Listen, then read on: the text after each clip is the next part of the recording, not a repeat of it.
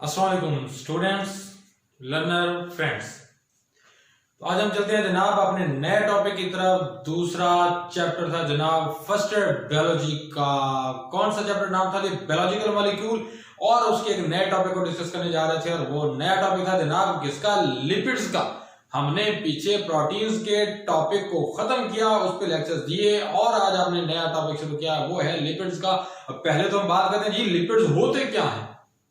पहले हमें बात करनी चाहिए कि लिपिड्स क्या होते हैं, फिर हम बात करेंगे कि लिपिड्स की आगे क्लासिफिकेशन क्या है, लिपिड्स की टाइप्स क्या है, उन पे बात करेंगे। तो जनाब लिपिड्स की अगर हम बात करते हैं तो लिपिड्स की जब हम बात करते हैं सब बात करते हैं कि ये एक ऑर्गेनिक मॉलिक्यूल है। और ऑर्गेनिक मॉलिक्यूल की जब बात आती है तो जरूरन जो है वो जरूरी तौर पे इस बात का जिक्र किया जाता है कि ये वो कंपाउंड है, ये वो ऑर्गेनिक कंपाउंड है जो कि रखता है अपने अंदर किसको? कार्बन को और हाइड्रोजन को बैक वक्त एक स्ट्रक्चर में। जब एक स्ट्रक्चर में कार्बन और हाइड्रोजन दोनों पाए जाए तो वो एक ऑर्गेनिक कंपाउंड कहलाता है। जिस तरह हमने ऑर्गेनिक कंपाउंड की टाइप्स में प्रोटीन्स को पढ़ा और साथ पढ़ा किसको? कार्बोहाइड्रेट्स को। आज हम डिस्कस करने जा रहे हैं नया ऑर्गेनिक कंपाउंड जो कि लिपिड्स है। इसके पास कार्बोहाइड्रेट की तरह तीन मेन जो है वो एलिमेंट्स पाए जाते हैं। कौन से तीन मेन एलिमेंट्स पाए जाते हैं? नंबर 1 है कार्बन, नंबर 2 है हाइड्रोजन, नंबर 3 है ऑक्सीजन। चूंकि कार्बोहाइड्रेट्स में भी यही तीन किस्म के जो है वो एलिमेंट पाए जाते थे। कौन कौन से? कार्बन, हाइड्रोजन और ऑक्सीजन। और यहां पे भी यही तीन मेन एलिमेंट जो है वो पाए जाते हैं। कार्बन, हाइड्रोजन और ऑक्सीजन रखने वाला ये ऑर्गेनिक कंपाउंड जो है ये कार्बोहाइड्रेट की निस्बत, लिपिड की बात कर रहा हूं, कार्बोहाइड्रेट की निस्बत डबल अमाउंट ऑफ एनर्जी रखता है। क्या है? ये कार्बोहाइड्रेट्स की निस्बत डबल अमाउंट ऑफ एनर्जी रखता है। अब यहां पे एक क्वेश्चन पैदा होता है जनाब, कार्बोहाइड्रेट्स में कार्बन भी पाई जाती है, हाइड्रोजन भी पाई जाती है, ऑक्सीजन भी पाई जाती है, इसमें भी वही पाई जाती है। तो फिर क्या वजह है? ऐसी क्या वजह है? इसमें खास बात क्या है जो कि कार्बोहाइड्रेट्स में नहीं है? इसमें क्या खास बात है? हाँ जी, खास बात है कार्बोहाइड्रेट्स की निस्बत यहां पे ऑक्सीजन की मिकदार कम पाई जाती है। चूंकि कार्बन और हाइड्रोजन की मिकदार इसमें ज्यादा पाई जाती है। किसमें? लिपिड्स में कार्बन और हाइड्रोजन की मिकदार ज्यादा पाई जाती है एज कंपेयर टू कार्बोहाइड्रेट्स। और कार्बन और हाइड्रोजन की मिकदार ज्यादा पाए जाने की वजह की बुनियाद पर ये डबल एनर्जी रखता है। वो कार्बोहाइड्रेट्स जितनी मिकदार में एनर्जी रखते हैं, जितनी कार्बन कंपाउंड जो है वो रखता है, जितनी कार्बन की मिकदार रखता है वो कंपाउंड, उसकी निस्बत ज्यादा अमाउंट ऑफ एनर्जी रखता है ये उतने ही कार्बन रखने की वजह से, क्योंकि इसके पास ऑक्सीजन उतनी कार्बन वाले के पास कम जो है वो एज कंपेयर टू कार्बोहाइड्रेट के, मगर ज्यादा है क्या? कार्बन और हाइड्रोजन। और कार्बन और हाइड्रोजन की मिकदार ज्यादा होने की वजह से जनाब ये होता है डबल अमाउंट ऑफ एनर्जी रखता है। लिपिड, उसमें फैट्स पाए जाते हैं, ऑयल्स पाए जाते हैं, घी पाया जाता है और ये वैक्सेस, टर्पिनाइड्स वगैरह का एक कॉम्बिनेशन है। इस टोटल जो है कुमुलेटिवली, कलेक्टिवली इकट्ठा एक ग्रुप जिसमें फैट्स, ऑयल्स, फॉस्फोलिपिड, वैक्सेस, टर्पिनाइड्स को कलेक्टिवली क्या कहा जाता है जनाब? इसको कलेक्टिवली कहा जाता है लिपिड्स। क्या कहा जाता है भाई? इसको लिपिड्स कहा जाता है। और ये लिपिड्स और क्या है? ये लिपिड्स हाइड्रोफोबिक है। अब बात आई हाइड्रोफोबिक की तो क्वेश्चन पैदा होता है भाई हाइड्रोफोबिक किसे कहते हैं? हाइड्रो स्टैंड फॉर वाटर और फोबिक स्टैंड फॉर रिपेलेंट। वो है, ये वो है कौन? लिपिड जो कि वाटर से दूर भागता है। अगर वाटर की तरफ जाते होते तो इनको हाइड्रोफिलिक कहते, वाटर लविंग कहते। ये वाटर से दूर भागते हैं, पानी से दूर भागते हैं। इसी बुनियाद पे इनको क्या कहा जाता है जनाब? ये हाइड्रोफोबिक हैं। और अगर ये पानी से दूर भागते हैं तो सीधी सी बात है वाटर जो यूनिवर्सल सॉल्वेंट है उसमें तो ये सॉल्युबल नहीं होंगे। वाटर जो एक यूनिवर्सल सॉल्वेंट है, पोलर मॉलिक्यूल है, अपनी पोलैरिटी की बुनियाद पर बहुत से मॉलिक्यूल्स को अपने अंदर हल कर लेता है, बहुत से सॉल्यूट्स को अपने अंदर डिसॉल्व कर लेता है। कौन? वाटर। मगर उसमें लिपिड्स हल नहीं होती। ये वाटर ऑर्गेनिक कंपाउंड्स को भी अपने अंदर हल करता है मगर ये उसमें हल नहीं होती क्योंकि ये वाटर रिपेलेंट हैं क्योंकि ये हाइड्रोफोबिक है। हाइड्रोफोबिक होने की बुनियाद पर पानी में हल नहीं होंगे, एक यूनिवर्सल सॉल्वेंट में हल नहीं होंगे, तो भाई किसमें हल होंगे ये? हाँ, ये हल होंगे किसमें? ऑर्गेनिक कंपाउंड्स में। ये किसमें हल होंगे? ऑर्गेनिक कंपाउंड से। कौन से ऑर्गेनिक कंपाउंड? ये हल होंगे जनाब बेंजीन में। मतलब बेंजीन लिपिड्स का एक सॉल्वेंट के तौर पर एक्ट करता है। हाँ जी, इसके अलावा अल्कोहल में, उसके अलावा ईथर में, ये ईथर, बेंजीन, अल्कोहल में ये हल होती हैं कौन? लिपिड्स। और यही organic compound like as benzene, like as ether, like as alcohol, ये सॉल्वेंट बन जाते हैं जनाब लिपिड्स के, और लिपिड में डिसॉल्व होती हैं। मतलब ये ऑर्गेनिक कंपाउंड अपने ऑर्गेनिक सॉल्वेंट्स में हल होते हैं। तो एक फिक्रा याद आता है, लाइक डिसॉल्व लाइक, एक जैसों में हल होते हैं। तो उस फिक्रे को देखते हुए ये ऑर्गेनिक सॉल्यूट ऑर्गेनिक सॉल्वेंट में डिसॉल्व होने जाता है जनाब। उसके बाद हम बात करते हैं, ये सेल मेम्ब्रेन में पाए जाते हैं। हाँ, सेल मेम्ब्रेन में पाए जाते हैं। आपको पता है, याद है फ्लूइड मोज़ेक मॉडल जिसने ये कहा था लिपिड बाइलेयर्स पाए जाते हैं जनाब। वो जो लिपिड बाइलेयर्स हैं जिनमें प्रोटीन के मॉलिक्यूल पार्शियली या कंप्लीटली तौर पे एम्बेडेड हैं, वो लिपिड के मॉलिक्यूल्स जनाब वो बनते हैं इन लिपिड्स की वजह से। और वो लिपिड्स जो हैं वो सेल मेम्ब्रेन में जो पाई जाती हैं वो इनसे बनती हैं जनाब। और ये लिपिड्स एक्चुअली क्या हैं, इनकी अगर हम बात करने जाएं, डिस्कस करने जाएं, तो पहला जिक्र आता है जनाब फैटी एसिड्स का, क्योंकि ये फैटी एसिड मिलती हैं, फैट्स बनाती हैं, ऑयल्स बनाती हैं, ये सैचुरेटेड होती हैं, अनसैचुरेटेड होती हैं। तो फैटी एसिड है क्या जनाब? पहले हमें बात करनी है फैटी एसिड पे। तो फैटी एसिड क्या? 2 से 30 तक जो है वो कार्बन कंटेनिंग कंपाउंड है। ये कौन है जनाब? 2 से 30 तक कार्बन कंटेनिंग कंपाउंड है। और ये फैटी एसिड 2 वर्ड से मिलकर बना है, 2 स्ट्रक्चर से मिलकर बना है। कौन कौन से 2 स्ट्रक्चर?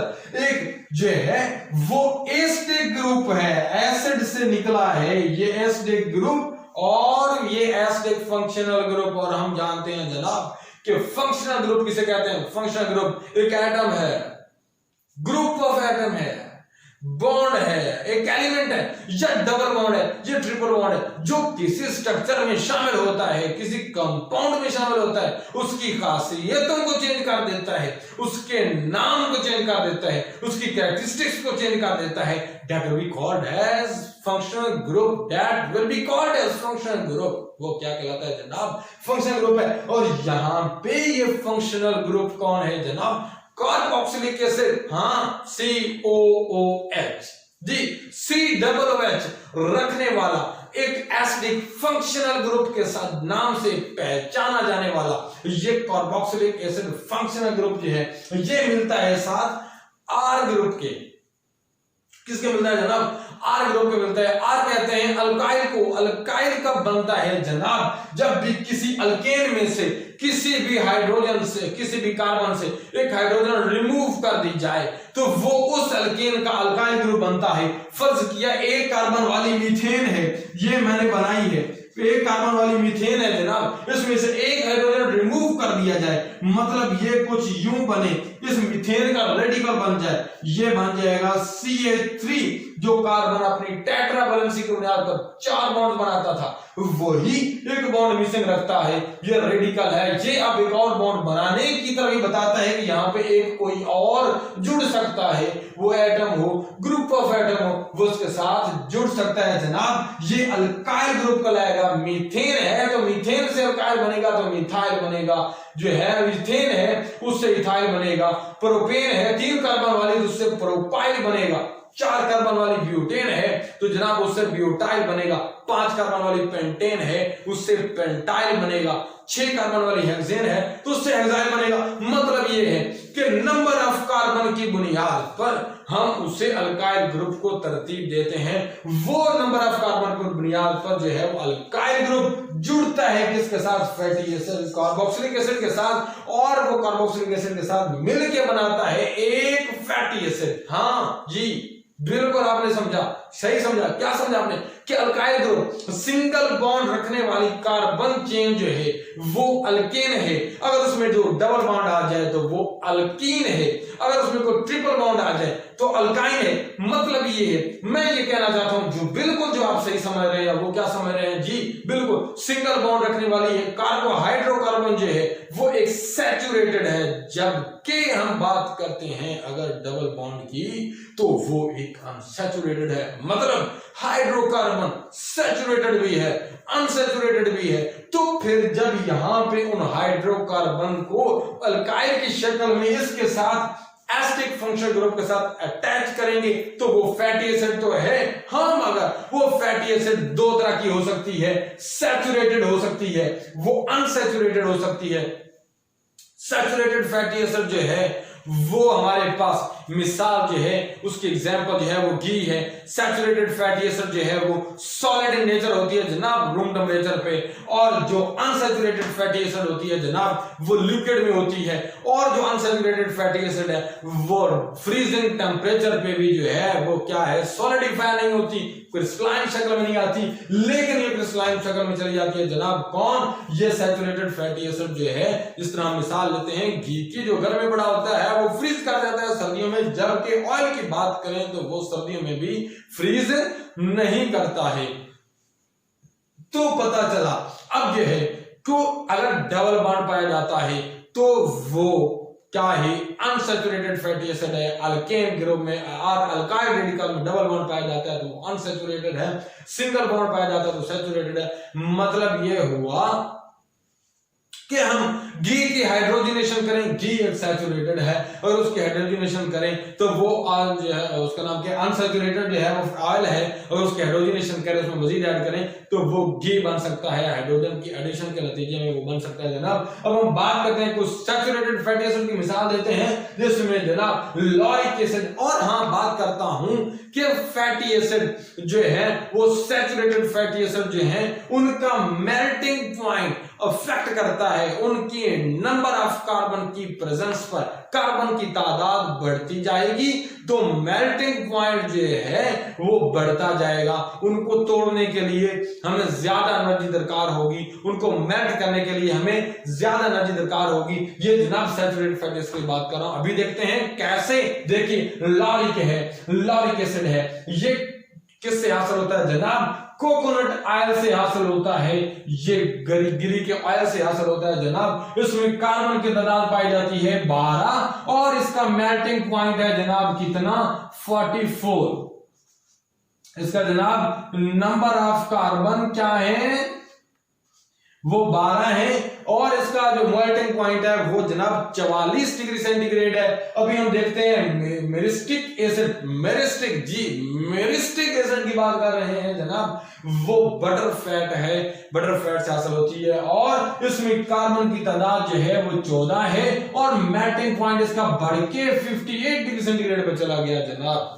और उसके बाद अगर बात करते हैं पाल्मिटिक एसिड की, तो पाल्मिटिक एसिड जो है वो फैट्स एंड ऑयल से हासिल होता है, और इसमें कार्बन की तादाद 16 पाई जाती है, जबकि इसका जो टेम्परेचर मेल्टिंग पॉइंट है वो 63 डिग्री सेंटीग्रेड चाहिए जनाब इसको मेल्ट करने के लिए।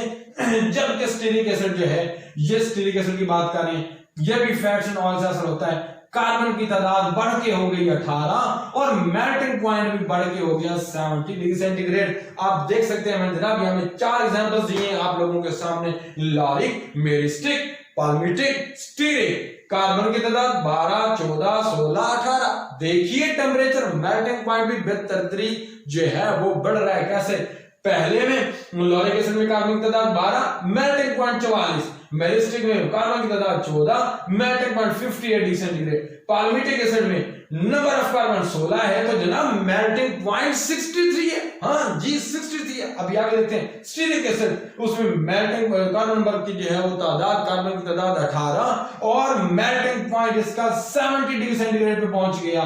तो सैचुरेटेड फैटी एसिड की जब हम बात कर रहे हैं तो इसमें क्या हो रहा है जनाब, टेम्परेचर जो है उसका जो मेल्टिंग पॉइंट है वो बढ़ रहा है जनाब बेतदरीन नंबर ऑफ कार्बन की बुनियाद पर। लेकिन जब हम देखते हैं अनसैचुरेटेड फैटी एसिड में तो अनसैचुरेटेड फैटी एसिड में एक और इफेक्ट करता है। वो कौन फैक्टर इफेक्ट करता है जनाब? नंबर ऑफ जो डबल बॉन्ड है उनकी मौजूदगी। जितना ज्यादा बॉन्ड सैचुरेटेड होगा उतना जो है उसका मेल्टिंग पॉइंट जो है वो कम होगा। देखते हैं कैसे।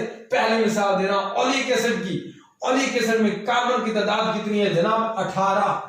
कितनी है? 18 कार्बन की तादाद है। इसमें एक डबल बॉन्ड पाया जाता है और इसका मेल्टिंग पॉइंट है जनाब 4। जो इसमें एक मेल्टिंग पॉइंट, एक डबल बॉन्ड पाया जाता है जनाब, वो क्या है? जो है उसमें वो कार्बन नंबर 9 और 10 के दरमियान पाया जाता है। किस किस के दरमियान पाया जाता है? कार्बन नंबर 9 और 10 के दरमियान ये पाया जाता है जनाब डबल बॉन्ड जो है किसका? ओलिक एसिड में। कार्बन की तादाद 18 है, कार्बन की तादाद 18 है, तो इसमें एक डबल बॉन्ड पाया जाता है जो कि कार्बन नंबर 9 और 10 के दरमियान पाया जाता है और इसकी मेल्टिंग पॉइंट है वो 4 है। एक और एग्जांपल देता हूं, लिनोलिक एसिड जो है इसमें भी कार्बन की तादाद 18 है, मगर इसमें बॉन्ड, डबल बॉन्ड की तादाद जो है वो 2 हो गई है और ये डबल बॉन्ड की तादाद जो 2 है ये कार्बन नंबर 6 से 7 और 9 से 10 कार्बन के दरमियान ही पाया जाता है जनाब। किस किस के दरमियान? कौन कौन सी कार्बन के दरमियान? और ये कार्बन किसकी होगी? अल्काइल ग्रुप वाली, आर वाली, उस कार्बन की होगी जनाब। 6 से 7 कार्बन के दरमियान डबल बॉन्ड पाया जाता है, 9 से 10 के दरमियान पाया जाता है। उसका मेल्टिंग पॉइंट है जनाब -5 डिग्री सेंटीग्रेड। जब हम देखते हैं लिनोलेनिक एसिड की बात करते हैं और इसकी बात करें, इसकी कार्बन की तादाद इसमें भी 18 है, मगर इसमें जो बॉन्ड्स हैं, डबल बॉन्ड, उनकी तादाद 2 से बढ़ के 3 हो गई है और ये 2 से बढ़ के जो 3 कार्बन की तादाद हुई है ये कौन कौन सी, किस कौन सी है जनाब? ये कार्बन नंबर 3 और 4, 6 और 7, 9 और 10 के दरमियान ये 3 बॉन्ड पाए जाते हैं। किसके दरमियान जनाब? ये 6 और 7 के दरमियान जो है वो 3 और 4 के दरमियान, 9 और 10 के दरमियान। और इसका मेल्टिंग पॉइंट जो है वो कितना हो गया जनाब? -11 डिग्री सेंटीग्रेड, माइनस में और कम हो गया। जबकि चौथी की बात करते हैं, आर्कियोडोनिक एसिड की बात करते हैं जनाब, इसकी जो है वो कार्बन की तादाद 20 है और डबल बॉन्ड इसमें जनाब है 4। और ये डबल बॉन्ड 4 है, ये कहां कहां पे पाए जाते हैं जनाब? ये 6 और 7 के दरमियान, 6 कार्बन नंबर 6 और 7 के दरमियान, कार्बन नंबर 9 और 10 के दरमियान। किस किस के दरमियान? 6 और 7, 9 और 10, 12 और 13 के दरमियान, कार्बन नंबर 12 और 13 के दरमियान। और नेक्स्ट जो डबल बॉन्ड चौथा पाया जाता है वो पाया जाता है जनाब 15 और 16 के दरमियान। एक ये डबल बॉन्ड, एक ये डबल बॉन्ड, एक ये डबल बॉन्ड, एक ये डबल बॉन्ड जनाब, ये 4 डबल बॉन्ड पाए जाते हैं और इसका मेल्टिंग पॉइंट जो है वो -50 डिग्री सेंटीग्रेड पे पहुंच जाता है। आप देख रहे हैं 4 सबसे ज्यादा, -5 उससे कम, -11 उससे कम, -50 उससे कम। यहां पे सबसे बड़ी एग्जांपल इन 3 में देखिए, ओलिक में, लिनोलिक एसिड में, लिनोलेनिक एसिड में कार्बन की तादाद सेम 18 18 18 जो है वो मेल्टिंग पॉइंट 4 -5 -11 बेतदरीज जो है वो मेल्टिंग पॉइंट कम हो रहा है। क्यों? पहले में डबल बॉन्ड 1, दूसरे में 2, तीसरे में 3, जैसे नंबर ऑफ डबल बॉन्ड बढ़ती गई है, अनसैचुरेशन बढ़ती गई, तो क्या हुआ जनाब? मेल्टिंग पॉइंट जो है वो कम होता गया है। इसीलिए जो ऑयल है वो फ्रीजिंग टेम्परेचर पे भी जो है वो क्या होते हैं? वो फ्रीज नहीं होते, इनका लोवेस्ट मेल्टिंग पॉइंट होता है जनाब। और ये थी जनाब कुछ एग्जांपल किसकी? सैचुरेटेड फैटी एसिड की, अनसैचुरेटेड फैटी एसिड की। किस तरह सैचुरेटेड में जो है वो कार्बन की तादाद बढ़ने से जो है वो बढ़ जाता है जनाब मेल्टिंग पॉइंट। और हम बात करते हैं अनसैचुरेटेड फैटी एसिड जिसमें कार्बन की तादाद बेशक सेम रहे, कार्बन की तादाद बढ़ने से इफेक्ट नहीं होता, क्योंकि देख रहे हैं यहाँ पे 18, यहाँ पे 18, यहाँ पे 18, लेकिन आखिरी में 20 नंबर ऑफ कार्बन है, फिर भी फर्क नहीं पड़ा, क्योंकि उस वक्त मेल्टिंग पॉइंट इफेक्ट कर रहा होता है कौन से फैक्टर पे? और वो फैक्टर है जनाब किसका? डबल बॉन्ड की मौजूदगी। जितने नंबर ऑफ डबल बॉन्ड होंगे, जितनी अनसैचुरेशन होगी, उतना मेल्टिंग पॉइंट जो है वो कम होता जाएगा और वो फ्रीज नहीं होगा। मिलेंगे जनाब नेक्स्ट अपने टॉपिक के साथ लिपिड्स पे, अपने चैनल जाफर्स बायोलॉजी पे। और वो कौन सा टॉपिक होगा जनाब? नेक्स्ट हम बात करेंगे एसाइल ग्लिसरॉल पे। अल्लाह हाफ़िज़।